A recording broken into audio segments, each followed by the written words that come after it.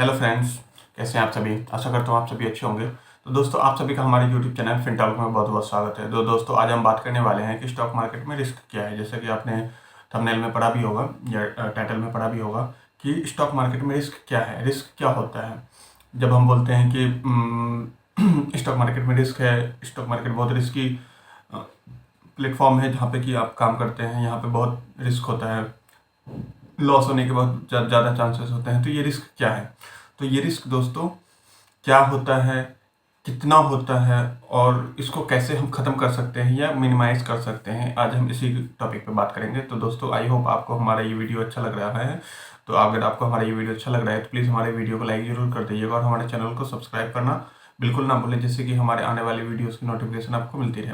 तो दोस्तों, हमारी आपसे एक और रिक्वेस्ट है कि अगर आपके पास आपकी कोई क्वेरी हो, कोई क्वेश्चन हो, तो आप हमें कमेंट करके पूछ सकते हैं, या आपका कोई सुझाव हो तो वो भी आप हमें कमेंट करके पूछ सकते हैं, जैसे कि हम आने वाली वीडियोस में उस क्वेश्चन का आंसर करने की कोशिश करेंगे। तो दोस्तों, बढ़ते हैं आज की वीडियो की ओर।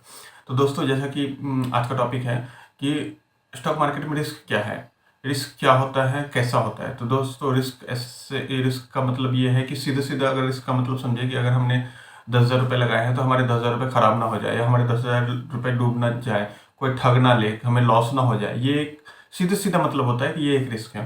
तो दोस्तों, स्टॉक मार्केट में जब हम काम करते हैं तो इसको ख़त्म किया जा सकता है, या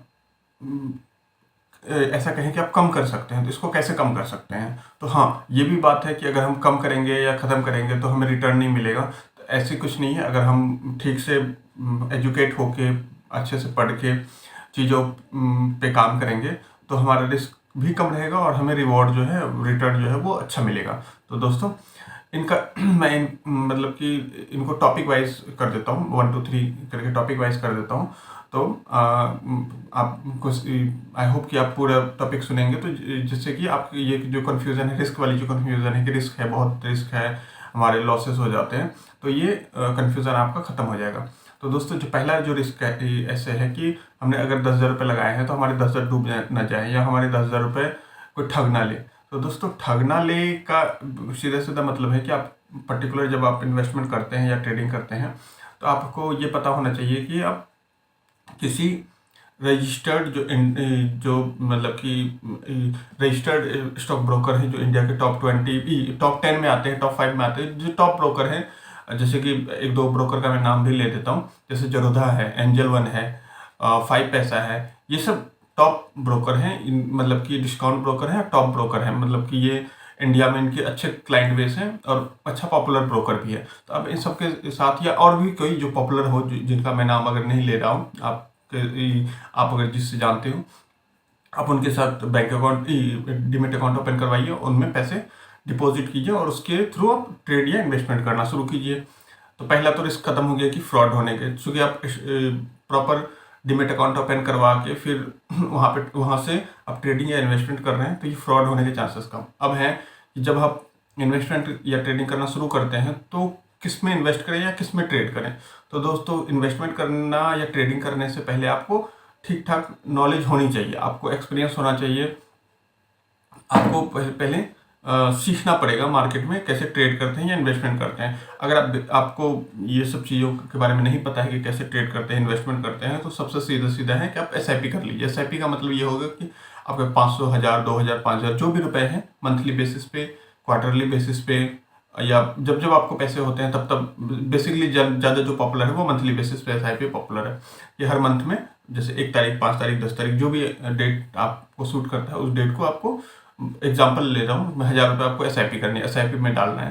तो SIP के थ्रू अब कोई म्यूचुअल फंड खरीद लीजिए, उसमें SIP स्टार्ट कर लीजिए। हर महीने आपको 1000 रुपये SIP डालते रहिए। और किसके थ्रू डालिएगा? तो टॉप ब्रोकर के थ्रू डालिएगा, तो 1000 रुपये आपके हर महीने आपके बैंक अकाउंट से कटते जाएंगे, और एक तरीके का टॉप मोस्ट स्टॉक ब्रोकर जो है उसके थ्रू, उसके हेल्प से आप SIP करते जा रहे हैं। तो इसमें फंड जो फ्रॉड होने के चांसेस है वो खत्म हो गए।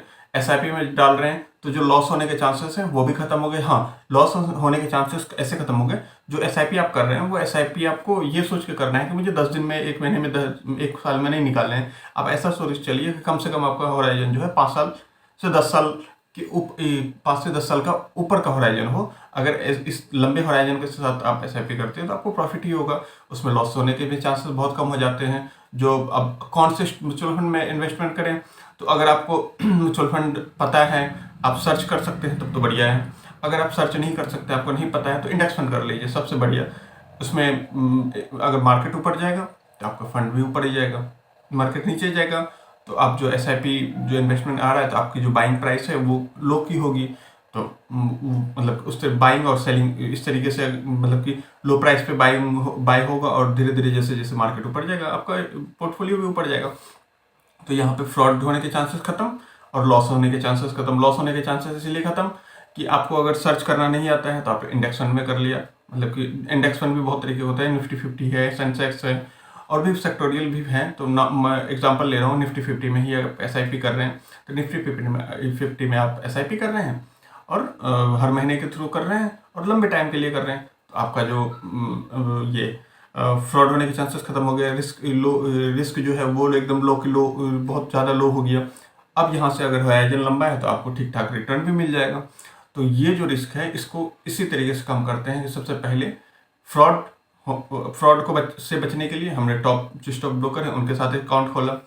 अब जो लॉस होने के चांसेस है उस लॉस में कौन से स्टॉक्स मिले, कौन म्यूचुअल फंड मिले, अगर हमें पता है तब तो अच्छी बात है, पता नहीं है तो सीधे सीधे हमने इंडेक्स फंड ले लिया। इंडेक्स फंड में मैंने एग्जांपल दे दिया, जो पॉपुलर फंड है जैसे सेंसेक्स एंड निफ्टी है, तो मान के चलिए निफ्टी 50 में भी आपने अगर एसआईपी कर लिया तो निफ्टी 50 मार्केट ऊपर जाएगा तो आपका पोर्टफोलियो वैसे ही ऊपर जाएगा।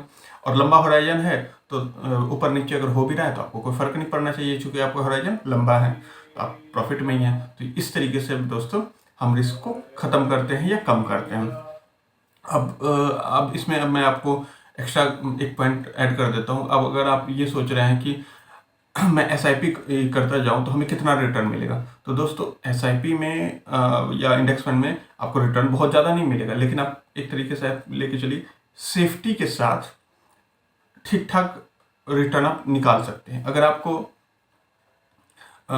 ऐसा है कि नहीं मुझे ज़्यादा रिटर्न कमाना है, तो उसके लिए सबसे बेस्ट है कि आपको खुद से डायरेक्ट स्टॉक्स में इन्वेस्टमेंट करना पड़ेगा और उसके लिए आपको सीखना पड़ेगा, और सीखने में टाइम लगता है। तो आप टाइम देने के लिए तैयार हैं, आपके पास फंड है, आप टाइम देने के लिए तैयार हैं, तो डायरेक्ट आप स्टॉक मार्केट में आइए, वहाँ पे सीखिए, लर्न कीजिए।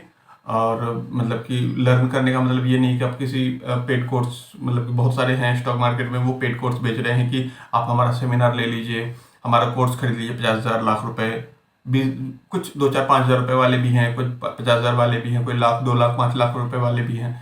मैं सबकी बात मतलब कि इस तरीके से बहुत सारे लोग कोर्स बेच रहे हैं। तो दोस्तों अगर आपको सीखना है तो आज के डेट में, अगर आज की डेट की बात करूं तो आज के डेट में 2024 में आपको पेड कोर्स लेने की ज़रूरत नहीं है। आपके पास यूट्यूब पे ही इतने अच्छे अच्छे कंटेंट अवेलेबल हैं जो कि फ्री में अवेलेबल हैं, और बस आपको सर्च करना है, उसको देखना है, प्रैक्टिस करनी है, और धीरे धीरे आपको खुद समझ में आ जाएगा कि हमें पेड कोर्स लेने की ज़रूरत नहीं है, हम फ्री में भी बहुत अच्छे से सीख सकते हैं।